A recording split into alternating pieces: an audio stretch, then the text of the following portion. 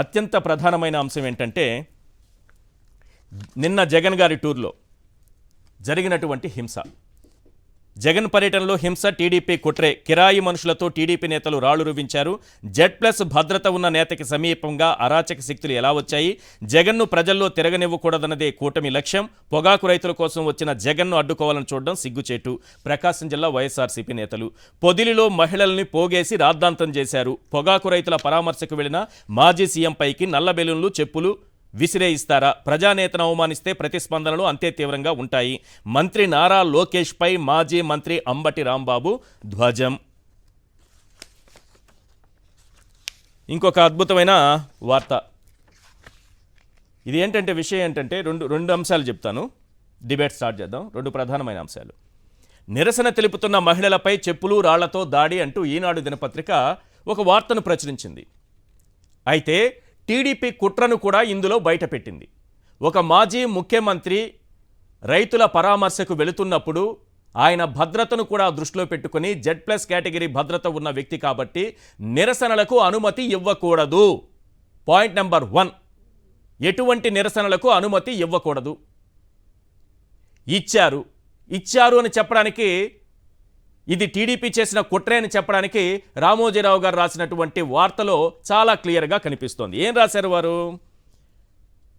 ఆయన వెనకొస్తున్నటువంటి వైకాపా కార్యకర్తలు మహిళలపై రాళ్లు, చెప్పులతో దాడికి తెగబడ్డారు. సరే, అబద్ధం రాస్తే రాశారులే కానీ బెదిరింపులకు పాల్పడ్డారు. ఈ దాడిలో టీడీపీ కార్యకర్త ముల్లా ఖయ్యూం, అలేఖ్య, పి నారాయణమ్మ, రాజ్యలక్ష్మి గాయపడ్డారట. టీడీపీ కార్యకర్తలకు ఏం పని అక్కడ? టీడీపీ కార్యకర్తలు ఎందుకు వచ్చారు అక్కడికి? టీడీపీ కార్యకర్తల్ని ఎవరు పంపించారు? ఎవరు తీసుకొచ్చారు? పోలీసులు నల్ల బెలూన్లు వేయడానికి, రాళ్లు వేయడానికి వారికి ఎందుకు అనుమతి ఇచ్చారు? ఎవరు అనుమతి ఇచ్చారు?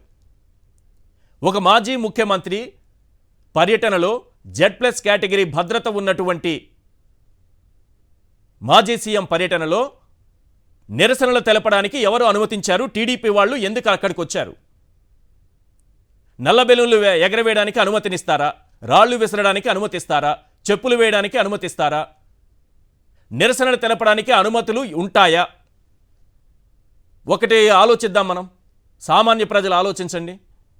ముఖ్యమంత్రి గారో, ముఖ్యమైన నేతో, లేకపోతే ఒక మంత్రో, పవన్ కళ్యాణ్ గారో, లోకేష్ గారో ఎవరో ఏదైనా పర్యటనకు వెళుతున్నప్పుడు పెట్టుబడి సాయం ఇవ్వలేదు మాకు ఈరోజు వరకు అని రైతులు నిరసన తెలపడానికి, నల్ల బెలూన్లు వేయడానికి, రాళ్లు వేయడానికి అనుమతిస్తారా? ఆ పర్యటనకి ఇటువంటి అనుమతులు ఉంటాయా? టీడీపీ కార్యకర్తలు వచ్చారు, వాళ్ళని కొట్టారని రామోజీరావు గారే రాశారు స్వయంగా. అంటే కుట్ర బట్టబయలైందా లేదా?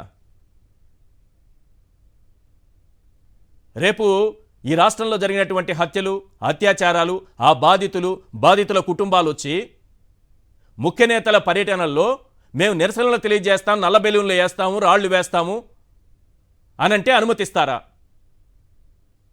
వాళ్ళు ఎందుకు అక్కడికి వచ్చారు? ఎలా వచ్చారు? అక్కడికి ఎలా చేరుకున్నారు?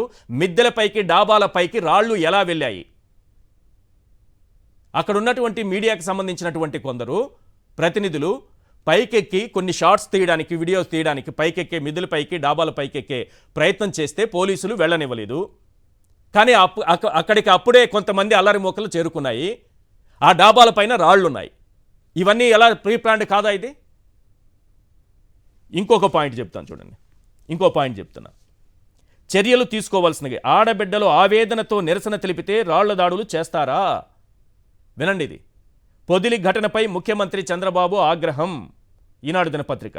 చర్యలు తీసుకోవాల్సిందిగా డీజీపీ హరీష్ కుమార్ గుప్తాకు ఆదేశం.